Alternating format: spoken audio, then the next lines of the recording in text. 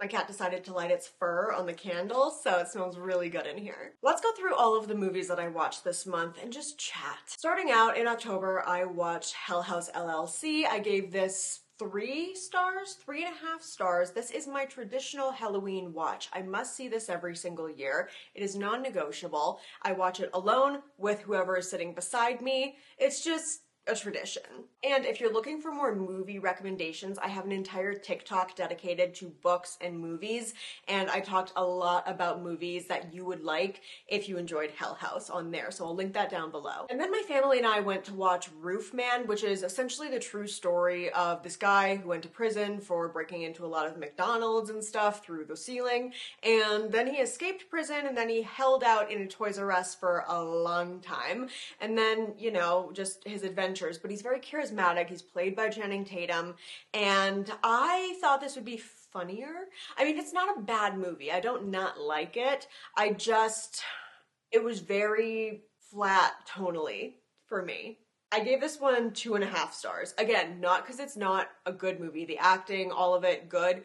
It just wasn't what I wanted out of it. I watched A Cursed Man. Okay, if you have seen, I think it is The Curse of Michael King.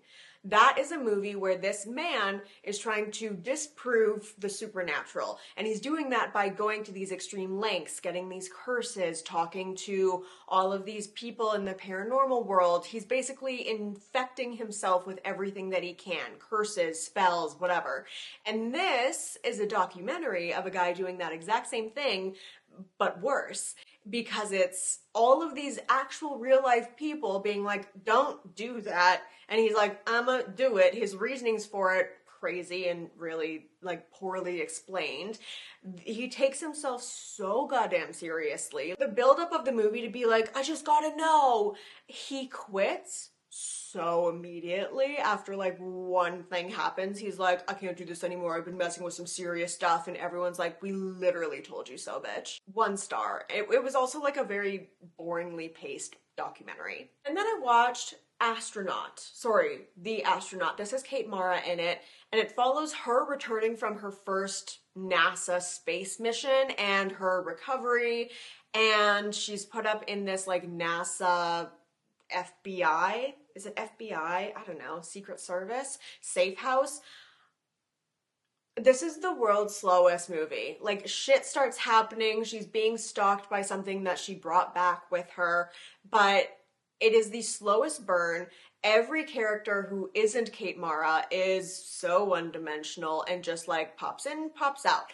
The story, like broad strokes, interesting. Could have been really, really cool. The pacing was too slow. The side characters were too one-dimensional, and it only started like getting good in the last 10 minutes. And then we have probably the most disappointing movie this entire month, The Woman in Cabin 10. I have read every single, aside from 2, Ruth Ware books. This was the first one that I read, so I was like, of course I'm gonna watch this when it comes out. It's the Netflix adaptation. Jesus Christ. How fucking stupid do writers and these big networks think we are? And you know that now there's conversations of like, okay, you have to be playing for second screen. You have to assume that whoever is watching this is able to follow it while they're also on their phone. Do not dumb this shit down for those of us who are also on our phones but can follow a fucking movie. I swear, this movie had so many lines that were like, just in case you're a fucking idiot watching this, here's what's going on. I hated this movie. And then I watched The Thaw. It follows a remote Arctic research station. 4 ecology students discover the real-life horror of global warming. Essentially, the ice melts, something is released, and because they're on such a isolated area, they could contain it, but it's like, do we let the world know? Do we save ourselves and risk the rest of the world? What do we do here? It's not a ton of tension, it's not super scary, but it's also not a boring movie. I gave this one 2.5 stars. And then I watched The Messengers. You have Kristen Stewart, you have Dylan McDermott, you have John Corbett.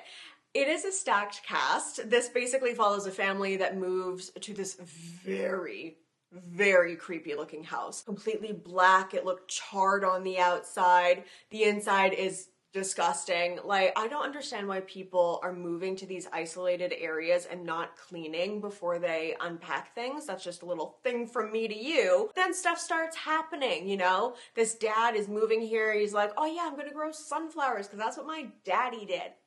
Not a ton of sense is made in this movie. However, I did enjoy it. The acting is great. Kristen Stewart carried it. I gave that 3 stars. And then I watched playback. I already filmed this video for TikTok, and as I was going over what this movie was, literally reading the description on Letterboxd, I was having such a problem remembering watching this movie, what happened, the characters in it.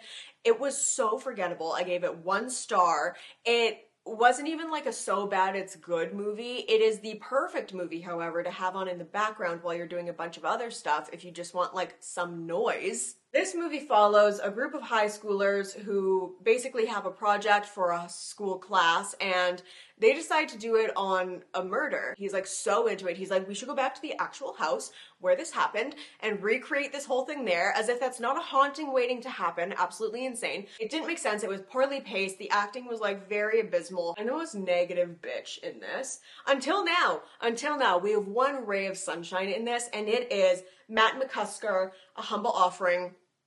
You know what's really rare is finding a stand-up comic who is like very on your wavelength with your sense of humor. Shane Gillis was the last one for me. He is my new one. I love it. The whole time, and maybe it's because I was a little like, but the whole time I was just sitting there and I was like, like I was just having such a good time watching this.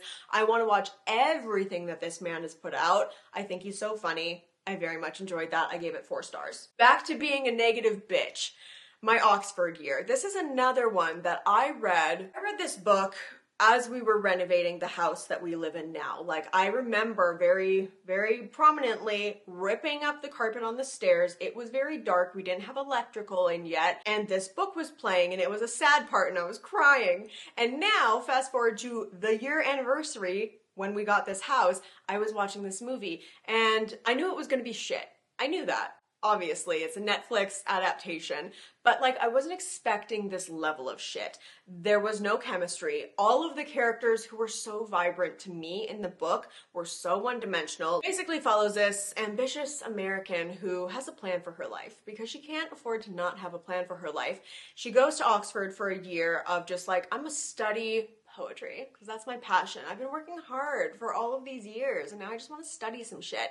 And she starts this torrid love affair with her poetry professor. I really enjoyed the book. The movie, horrific. 1.5 star. Netflix needs to stop doing this to us, okay? It's rude. I watched Shelby Oaks, which is the Chris Stuckman movie that came out. I did an entire video on my TikTok, again, link down below. I think it was so middle of the road. I think that the acting was good, the story overall was good, the pacing wasn't great, the scares weren't great. It was very clear some of the movies that he was taking inspiration from. His style didn't seep through enough for me. So for that reason, I gave it 2.5 stars. It was very like, it was fine, you know? It wasn't what I wanted out of it, but it was fine. The acting, great. I really, really loved our main character, which leads us to the last movie, Harland Manor, because it also has Camille Sullivan in it, who was our lead in Shelby Oaks, and also in Shoresy. She is Laura Moore in Shoresy. I love seeing her everywhere, and I didn't even know she was in this movie. This one follows a team of paranormal investigators document a haunted Harland Manor, only to find themselves haunted by the malevolent ghosts that still dwell there. You know. It's that movie. I feel like it's trying to be Grave Encounters. It wasn't haunted enough. It wasn't spooky enough. The tension wasn't tensioning enough. I wanted more from this movie. Yeah, I don't know. Wasn't like my favorite. I gave it 2 stars. So we're ending off on me being a hateful bitch. Again, because sorry, I don't like anything. Oh, let's quickly do TV shows, okay? Because I also watched Nobody Likes This Season 2, a carbon copy of Season 1. Holy shit. The only person that I love in this is, Sasha is the only good character in this. Also, where was their daughter? Season 2 of Tires. Do you want like an easy, quick, like 20-minute episode that's really funny? Love that. Workin' Moms. This was on my list on my TikTok of shows I wanted to give a chance to. I could see me revisiting it. I watched like 6 episodes and I wasn't like immediately into it, but I could see this like hitting if I'm like, there's literally nothing on. And that is it. What did you watch this month? And if you want, again, more TV and movie and book content, my TikTok is down below, and I will see you guys very soon. Bye.